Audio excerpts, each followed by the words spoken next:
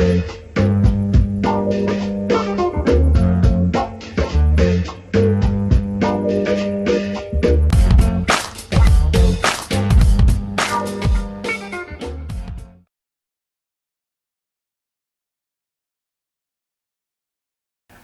Rob Young. It's a pleasure having you on Meet the Archaeologist. I've been wanting to do this for a little while. Can you possibly introduce yourself and your role or roles and your connection with Newcastle University? Yeah, easy. Rob Young, obviously my name. I'm a local lad, born and bred County Durham. I've just in May taken early retirement from Historic England, where I was the Inspector of Ancient Monuments for the North East region. I'm not retired though, I've got more work now than I think I had when I was working properly. And I've been an academic archaeologist, and I've been a conservation archaeologist, and latterly I was working for Historic England. Right, okay. Could you possibly, just for the boys and girls at home, walk us through a little bit of the trajectory of your career? I was a grammar school lad from Bishop Auckland, County Durham. I went to University College Cardiff, 1972 to 75. 75 through 78 I was at Durham. I did my PhD at Durham, and then I was very lucky. At the age of 24 I got a lecturing job at St David's University College at Lampeter, as it was then, and I worked with David Austin there, and we set the archaeology course up, which was one of the most interesting things I've ever done, was to set something up like that from scratch. And built on that, Dave was very forceful in terms of the way he built that up, and attracted some really good people. And then I moved from there to Leicester University, where I was for 9 years and more. Left Leicester in the end, where I hit the heights, dizzy heights of being sub-dean in the Faculty of Arts. I went to work then as the archaeologist for Northumberland National Park Authority, and arguably at the time that was one of the best archaeological jobs in the country. It was fantastic. I moved from there then after about 6-7 years, and went to work for Historic England to become the Inspector of Ancient Monuments for the North East region. And I was very fortunate there to work with a fantastic team of people, absolutely amazing group of people. So I suppose that I've been very lucky all the way down the line, in that I've done serious sort of academic research work, and I'm still doing academic research. I got involved in the conservation side of it through the national park, which was really sort of formative in terms of my outlook on the way landscapes work and the way landscapes can be managed and developed. And then at the end, really, before I took the early retirement from Historic England in May of this year, 2015, I got a really good insight into the way sort of the national scheme of things works, in terms of planning policy, in terms of the consent regime that's needed to do work in relation to scheduled monuments and listed buildings. So I've been dead lucky, really, right through. I've had a great time. I've worked with some fantastic people, and I think I've had a really good balance in terms of what I've been able to do. It sounds like you've had a fairly varied career path. Would you say that you found your place? Are you happy now where you are, or would you jump back into Historic England if you could? I'm glad I've done what I've done. I'm doing now stuff that I can pick and choose in terms of specialist work, which is great. I'm falling back onto expertise which I've developed over the last 30-40 years in terms of working with small finds, working with pottery and lithic materials, flint, stone tools. I loved my time with Historic England, English Heritage as it was, and I've been really fortunate in that since I went to college in 1972, I had hair then, I've had a great time. And my father used to say to me, Robert, when you get a real job, you'll know what work's about, and I'm still waiting, so I've had a great time. Wonderful. Actually, I had this strange realisation the other day that I'm 31 and I haven't had what some would deem to be a conventional job yet, so it's a bit worrying, No, it's good. But actually, you talk about your skills with small finds, this kind of thing. How did that get going? How did it relate to your work with English? Well, in terms of my work with English Heritage, it was of limited use really, because we were dealing really with sites and monuments and consents and the planning process and applications for work on scheduled monuments. But my interest in that side of archaeology goes right back to when I was a kid at school. I was really lucky. When I was 11, I started digging when I was 11 at Piercebridge, and my first interest was in Roman pottery. Okay. believe it or not. Yeah. And then I went to Cardiff, and I was very fortunate to study at Cardiff, 72 to 75. Mm-hmm. And just got inspired there by the people who taught prehistory. I was very lucky. Richard Atkinson, RJC Atkinson, who excavated Stonehenge. John Evans, who was a very, very important environmental archaeologist, but a good prehistorian as well. They just inspired me to sort of change track, really. And I got more fired up by prehistory, and that led on to thinking about people in prehistory and the things that they used. So I've been dead lucky, really. I see. So you saw the light. I did. I really did. Yeah.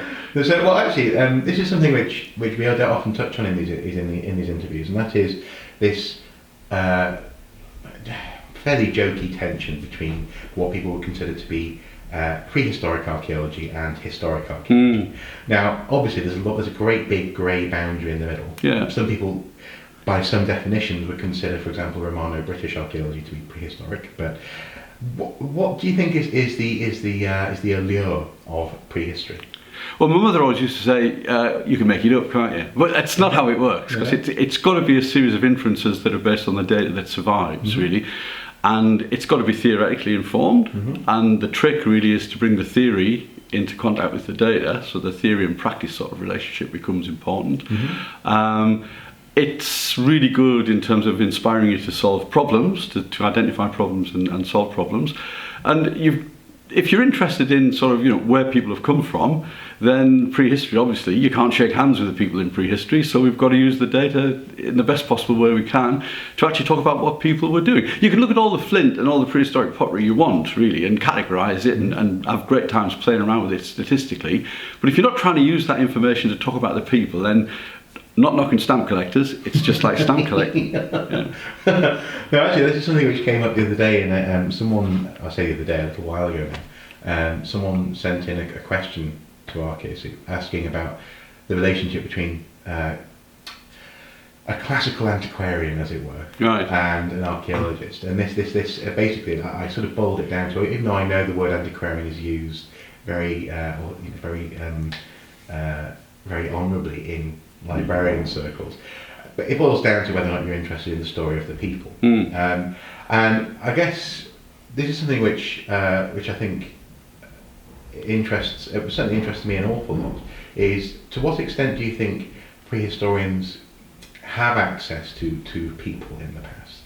Or do you think we are essentially, I count myself sort of as a prehistorian in this question, we are sort of poking in the dark there? Because, for example, yesterday, this is quite a long question, but there's a point to this. Yesterday I was at the Chinese New Year celebrations here in Newcastle. And it was so light and vibrant, and people were dancing around. We saw the lion dance, with the fantastic stuff going from shop to shop. And it occurred to me that stuff is and will be archaeologically invisible. So, to what extent do you think you can just make stuff up about the past, especially prehistory? I think making up. My mother was always extreme in her views. Making up is too strong a term to use, really.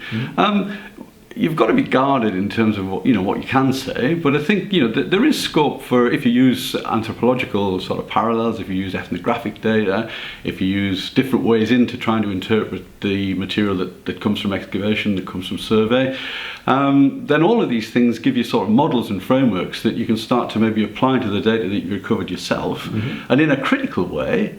In a way that, say, colleagues here, like Chris Fowler here at Newcastle has tried to do, you can start to write an ethnography of the past that gets you closer to the people. Now, I don't know whether that answers your question, but that's certainly my kind of take on it, really. Okay, well, I have to say, I mean, cards on the table. I mean, one of my interests is actually specifically personhood in prehistory. Right, well, that's Chris's main area of research. Chris Fowler is someone who I have to grab for one of these interviews one day. But okay, because it is interesting, because that relationship between the stuff that they leave behind and who they were. Do you think that, therefore, archaeologists, especially when it comes to prehistory and monuments, most famously like Stonehenge, that where we are the people who should be listened to about these monuments? In terms of is there a certain authority, as it were, when it comes to talking about prehistory? Or is there actually a lesson to be learned in terms of pluralism and different people's ideas. Well, I think that whole notion of sort of pluralistic views of the past is interesting. I mean, the past isn't a safe place to work. It's an area where you get contrasting views, and it is in its own way very political. In terms of the way interpretations are arrived at and how interpretations are debated. I've always been a real sort of advocate in the work I've done over the last 30, 40 years of trying to involve as many people as I love working as part of a team, trying to involve as many people as you can in projects.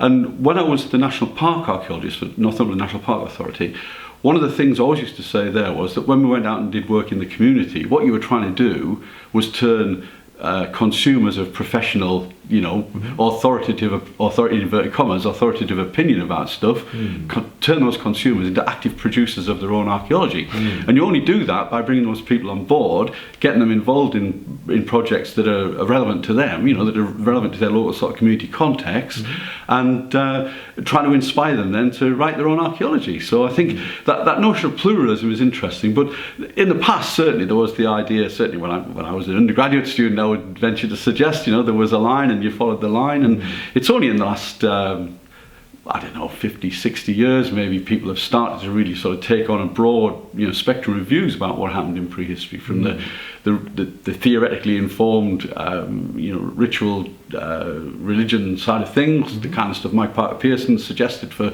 Stonehenge and other sites, and the real hardline sort of economic landscape based sort of archaeology that I kind of cut my teeth on, really. So I suppose I guess one of the reasons why I'm asking this question, and this may sound like a fairly circuitous sort of series of questions, but really I'm just sort of I've been thinking about this stuff myself for a little while, but also it intrigues me to what extent archaeologists should be concerned about. I suppose rushing to fill a sort of a void. That is to say, when people think about the past, often they're very curious and they want to know more, and they don't quite know where to turn. Now, in the not too distant past, there were, for example, programs like Time Team. It's wonderful work done by archaeologists and historians, even now on TV, for example. But when it comes to, I suppose, big ideas about the past, often that question mark is picked up by people who archaeologists sort of frown at. I'm thinking here about the sort of the ancient aliens theories and those kind of thing. I suppose what I'm getting at is, do you think that there needs to be a certain amount of meeting people where they are in terms of theory, as opposed to needing them to come to a sort of a theoretically sound understanding of what it is that they're looking at? Well, I mean, theory changes, doesn't it? I mean, theoretically sound. I mean, I have my own view on the world, a little bit of Marx, a little bit of social anthropology, a little bit of structuralism. Doesn't do anybody any harm, I don't think. But you could think about, say, the argument with Druids and Stonehenge. For the people who subscribe to the notion of a druidical function for Stonehenge, it's important to them. It's a central sort of plank in terms of the way they view the world. And I think archaeologists maybe poo-poo all that.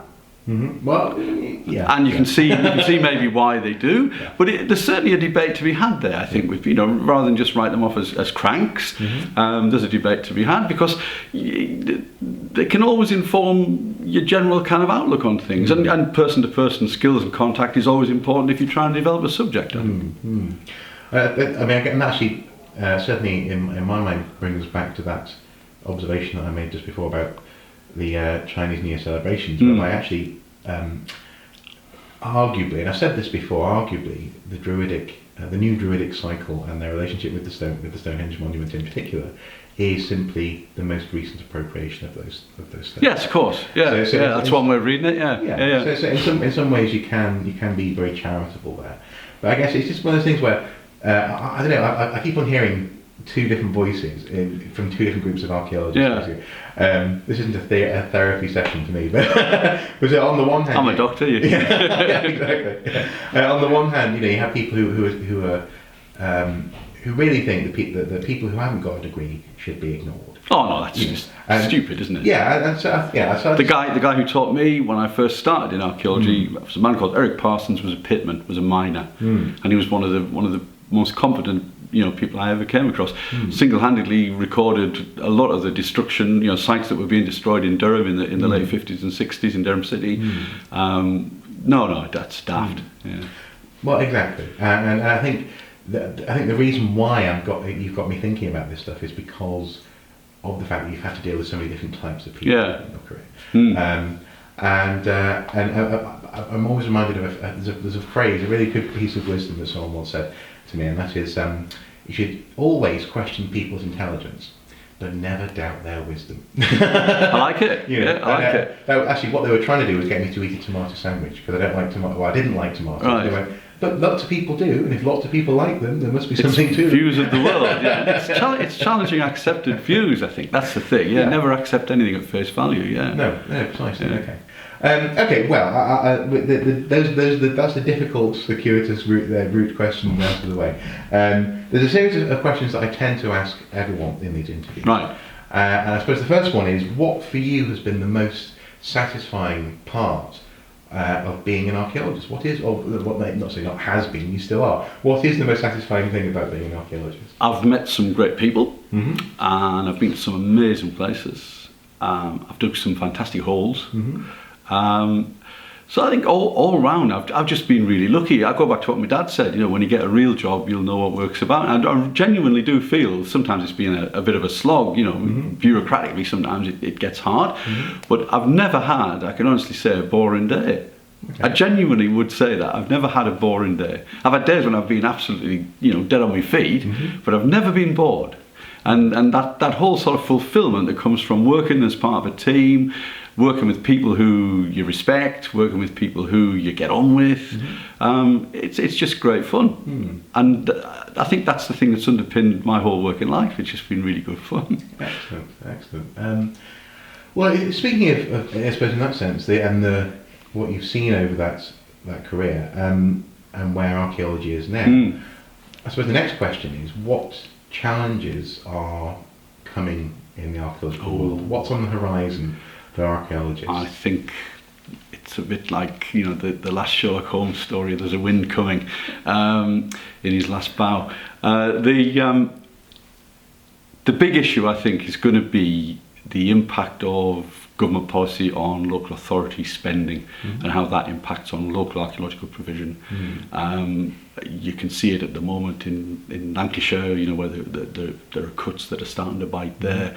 There'll be national reorganisation, I'm sure, in light of the spending reviews that, God forbid, might impact on my old employer, Historic England. I don't know. I mean, I'm not calling any shots there, but I just think that the funding. And that funding might undermine the notion that somehow, studying the past is still important. It's a mark of a civilised society, you might argue. But it'll get commodified and it'll get done down as a result of the fact that it's perceived there's not the resource there to fund it.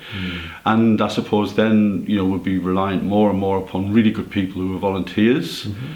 And you've got to question whether volunteers have the time to put into, say, being involved, giving advice with the planning process, which I would hate to think that there wasn't scope for professional archaeological advice in things that are as important as planning proposals. So I think the biggest scare at the moment, the biggest thing that worries me is this problem with funding and local government provision, especially. Okay. It does feel a little bit as though we're in a situation that's similar to the Second World War, but without someone like Churchill saying, well, without art, without studying the past, what are we fighting for? There's this move towards commodification of this stuff. And do you think that has to be a bad thing, or do you think actually that if we're canny, archaeologists might be able to find a way to sort of negotiate this sort of conveyor belt archaeology that might be about to look at? Well, I think it's no use just throwing your hands up in horror and saying, the balloon's gone up and we're doomed. It doesn't work like that. I mean, people will always try, because it's in the nature of archaeologists themselves, to try and get quartz into pine pots. You don't go into archaeology, if you want to be a millionaire. You go into archaeology because you've got a commitment to what archaeologists do. So there'll always be a commitment on people who have that interest to trying to make the presence felt. And I just worry whether in the current climate that's going to get taken for granted, and people will just say, "Oh, well, volunteers will do that." There's a really interesting sort of tension, I think, between really good amateur, and I don't mean that in a pejorative sense at all, but really good sort of non-professional involvement in the subject. And some of the best projects, in the country, you'll see that if you look at the CBA awards that come out, the Current Archaeology Awards that come out every year for the best local community projects. Fantastic standard of work there. But there's a tension between that kind of work and the trained professional kind of advice side of work, the kind of work we used to do when I was in historic England, So there's got to be a statutory requirement really for that kind of advice. Yeah, no, that's definitely interesting thoughts. Absolutely.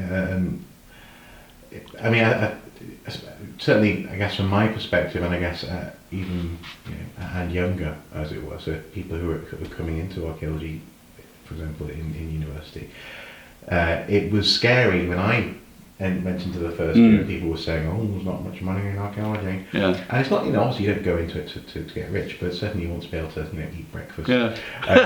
But there is that question about how as you say, how to maintain quality, how to maintain an informed sector, which can deliver. I think quality archaeology. that's the crucial point. Yeah.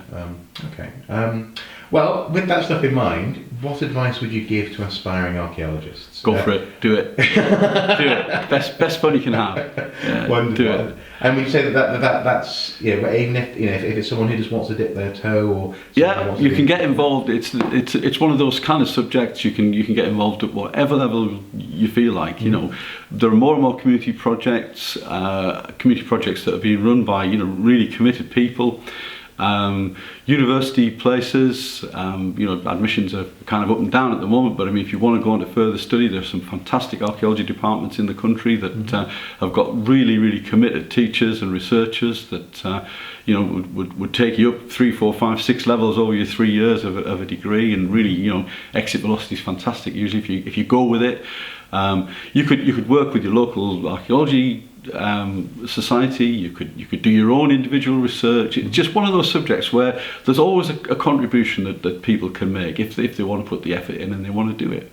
You can sit and listen to lectures. You can just get it all through professionals in inverted commas telling you what the score is on certain subjects, or you can go out and you can do exactly what we said earlier on. You can turn a consumer into a producer, and that's that's one of the crucial things to try and do. Wonderful, wonderful. I love the idea of being able to reach level 6 in archaeology. Yeah. This goes up to an 11. Yeah, it goes up to an 11. Yeah. This archaeology goes to 11. Okay, well, thank you. I guess, just coming back to, because I'm curious about this, going back to small finds and this kind of thing. If you had one opportunity, maybe one thing or one group of things that you could say to someone about the importance of small finds, what would you say? In terms of how would you try and convince someone, for example, who found an interesting small find in a field, that it was more than just a small find? Well, the individual find in the field might just remain that. You need to know a lot more about the context of its discovery, whether there's any more of it on the field. And my main interest, for a long period of time has been flint, stone tools, lithics. And one piece is not diagnostic, but a couple of hundred pieces from a field surface, then you're starting to think about the fact, especially if you're in an area where there isn't any naturally occurring flint, given that flint doesn't have legs, it doesn't walk around, it's got to be moved by people, it doesn't nap itself, it's got to be worked by somebody. You can start to study the processes of the technology, you can start to think about where people were getting their raw materials from. There's a whole sequence of events in the trade, they call it the chaîne opératoire. There's a whole series of events you can sort of plot out from studying small finds that tell you about where people were in the landscape, that tell you what they were doing in terms of perceptions of raw material, that tell you what they were doing in terms of the way they selected that raw material and used it, and ultimately how they used the tools that they manufactured, and then ultimately how they were discarded, and then how archaeologists come along and find them. So, the guys I was at college with used to always rip me and say, oh, you've seen one piece of flint, you've seen them all, haven't you? And you can say that about any small find, can't you, really? But it's not the case. It's context and it's group association. And once you're into that, then you're into a whole series of events that you can start to reconstruct. And that's why it's so fascinating. Excellent. Thank you. Well, once again, thank you for your time. It's been a pleasure, absolute pleasure. I'm glad to hear it. Wonderful. And not too painful? No. Wonderful. Well, again, thank you so much. And as ever, until next time, everyone, do take care. And once again, thank you, Rob Young. Thanks a lot.